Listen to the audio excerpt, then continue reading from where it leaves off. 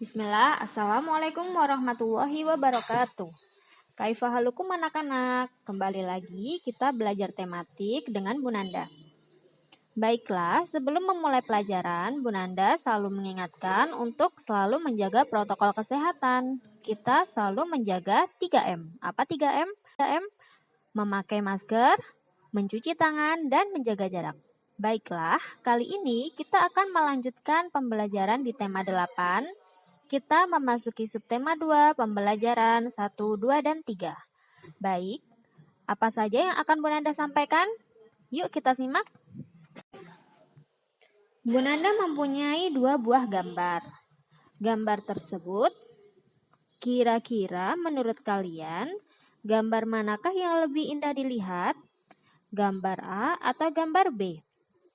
Kemudian, kira-kira dapatkah gambar A berubah lingkungannya seperti gambar B, atau dapatkah lingkungan seperti gambar B berubah menjadi seperti gambar A? Lalu bagaimana caranya? Dan kita akan mempelajarinya di bab ini. Kita akan belajar mengenai perubahan lingkungan. Perubahan lingkungan terjadi karena faktor alam dan kegiatan manusia. Ada perubahan yang menguntungkan, tetapi ada pula perubahan yang merugikan. Apa sajakah itu? Baik, Bu Nanda mempunyai sebuah video mengenai proses siklus air tanah. Simak dengan baik ya. Air.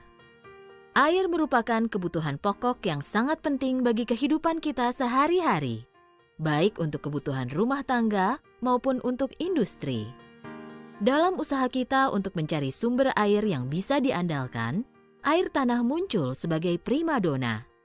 Kemudahannya untuk didapatkan, biaya yang relatif rendah, serta kualitas yang umumnya lebih baik dibandingkan dengan sumber air permukaan, membuat air tanah menjadi pilihan utama kita dalam memenuhi kebutuhan air. Ternyata, di balik semua kemudahan dan keunggulan yang dimiliki oleh air tanah, terdapat hal-hal yang harus kita perhatikan. Salah satunya adalah, air tanah seharusnya menjadi pilihan terakhir dalam memenuhi kebutuhan air kita. Selain itu, pemanfaatan air tanah memberikan kita tanggung jawab besar. Apakah tanggung jawab tersebut? Untuk bisa menjawab pertanyaan ini, kita dapat memulainya dari mempelajari siklus air. Selayaknya jenis air lain, air tanah adalah bagian dari sebuah siklus besar yang terjadi di dunia ini. Siklus dimulai ketika air di laut dan sumber lain dipanaskan oleh matahari, sehingga menguap dan membentuk awan. Awan tertiup menuju daratan dan menurunkan air hujan. Air ini kemudian sampai di permukaan dan menjadi beragam jenis air. Sebagian mengalir menuju laut dan badan air lain, sedangkan sebagian lagi masuk ke tanah melalui celah dan pori pada tanah dan batuan di titik resapan. Bagaimana uraian yang sudah dipaparkan di video? Apakah sudah dipahami? Nah, jadi air yang tersimpan dalam tanah akan menjadi air tanah. Air akan lebih mudah meresap jika terdapat banyak tumbuhan. Air yang meresap akan diserap oleh akar tumbuhan tersebut. Adanya air dan akar di dalam tanah menyebabkan struktur tanah menjadi kukuh dan tidak mudah longsor. Hutan berperan dalam penyimpanan air. Oleh karena itu, kita harus senantiasa menjaga kelestarian hutan. Kemudian, faktor-faktor apa saja yang mempengaruhi ketersediaan air tanah? Jadi, ada 2 faktor, yaitu yang pertama adalah faktor alam. Faktor alam ada kondisi tanah dan kondisi iklim. Kemudian, faktor kegiatan manusia yang mempengaruhi berkurangnya ketersediaan air adalah penebangan hutan secara liar, pembakaran hutan, pembukaan lahan perindustrian atau perumahan, dan pembangunan jalan aspal atau beton. Lalu, bagaimana cara menjamin ketersediaan air tanah? Kita dapat melakukannya dengan beberapa cara, yaitu bijaksana dalam memakai air atau hemat air, menanam pohon atau melakukan penghijauan, membuat lubang serapan, dan mengurangi sampah atau limbah. Selanjutnya, silakan dibaca teks bacaan siklus air tanah yang ada pada halaman 53 sampai 55. Setelah anak-anak membaca teks tersebut, peristiwa apa yang terdapat pada teks? Lalu, bagaimana urutannya? Baiklah, Bu Nanda sudah menampilkan diagram alir. Diagram alir tersebut adalah peristiwa-peristiwa yang ada di teks bacaan siklus air tanah. Bu Nanda sudah menampilkan ada 3 peristiwa. Peristiwa yang pertama, air bergerak ke udara, meninggalkan tanah melalui penguapan dan air turun lagi ke tanah dalam bentuk air hujan. Kemudian peristiwa yang kedua, air yang turun kembali ke tanah, kemudian masuk ke dalam tanah melalui celah atau pori-pori tanah.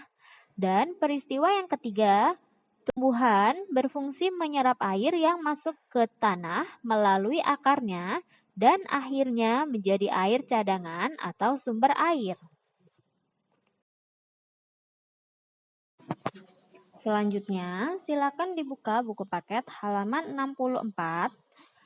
Di situ ada sebuah bacaan yang berjudul Siklus Air dan Bencana Kekeringan. Silakan dibaca bacaan tersebut, kemudian carilah peristiwa apa saja yang terjadi pada teks tersebut. Namun tidak perlu dikumpulkan ya, hanya untuk latihan saja di rumah.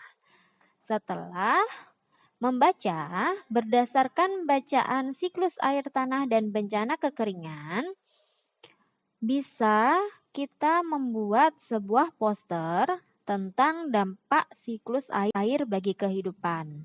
Bu Nanda memberikan contoh sebuah poster tentang dampak siklus air bagi kehidupan. Di situ posternya menarik ya. Ada gambar daun, kemudian ada air yang mengalir dari permukaan daun tersebut ya.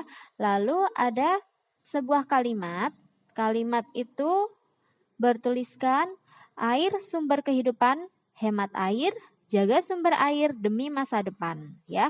Jadi poster tersebut mengajak kita untuk menghemat air demi masa depan ya. Pada pembelajaran di subtema 1, kita telah mengetahui jenis-jenis usaha ekonomi.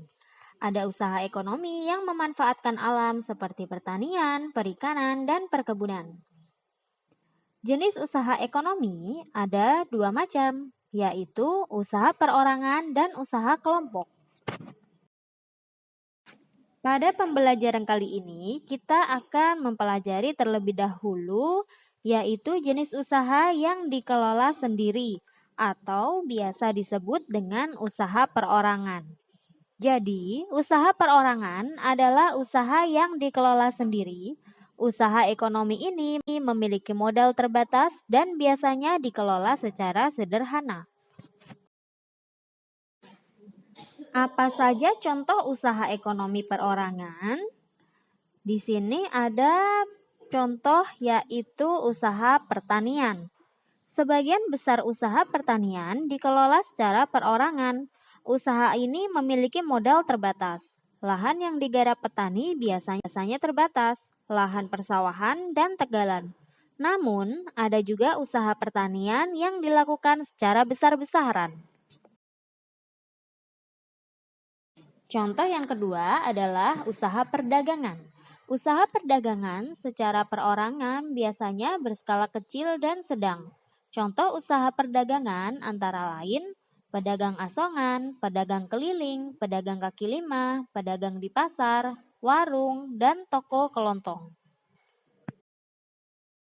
Contoh yang ketiga adalah usaha jasa. Secara umum, banyak usaha jasa yang dikelola secara perorangan. Contohnya, usaha salon, fotokopi, bengkel, potong rambut, dan penjualan pulsa. Dan selanjutnya adalah contoh keempat, yaitu industri kecil. Sektor industri yang dikelola perorangan merupakan industri rumahan. Contoh industri rumahan antara lain usaha kerajinan tangan berupa pembuatan keramik, souvenir, tembikar, anyaman, dan mebel. Usaha masyarakat banyak dipengaruhi oleh kondisi geografis tempat tinggalnya. Sebagai contoh di Bali, keindahan alam dan keunikan budaya di Pulau Bali menjadikan industri pariwisata berkembang pesat. Akibatnya, banyak jenis usaha jasa di Bali. Tahukah kamu keunikan budaya di Bali? Bali merupakan tujuan wisata yang sangat terkenal baik di dalam negeri maupun di luar negeri. Banyak hal yang membuat Bali menarik untuk dikunjungi wisatawan. Salah satu daya tarik Bali adalah adanya beberapa desa unik. Desa apa sajakah itu? Apa keunikannya?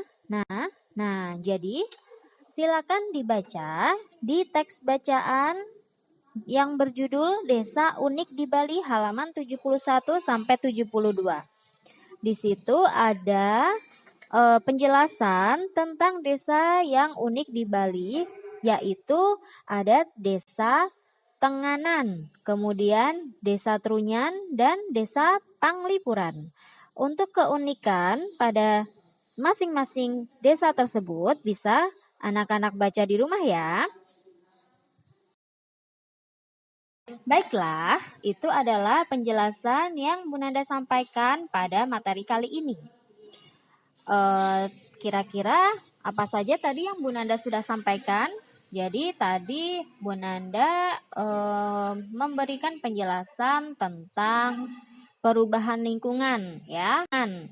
Kemudian ada juga penjelasan siklus air tanah dan faktor-faktornya untuk menjaga berkurangnya ketersediaan air. Kemudian ada juga poster ya. Kemudian Bu Nanda juga tadi sudah jelaskan tentang jenis usaha ekonomi yang dilakukan sendiri atau usaha perorangan ya.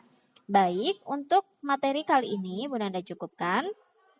Semoga anak-anak bisa memahami apa yang Bu Nanda sampaikan untuk materi kali ini ya. Baik, Bu Nanda akhiri. Wassalamualaikum warahmatullahi wabarakatuh.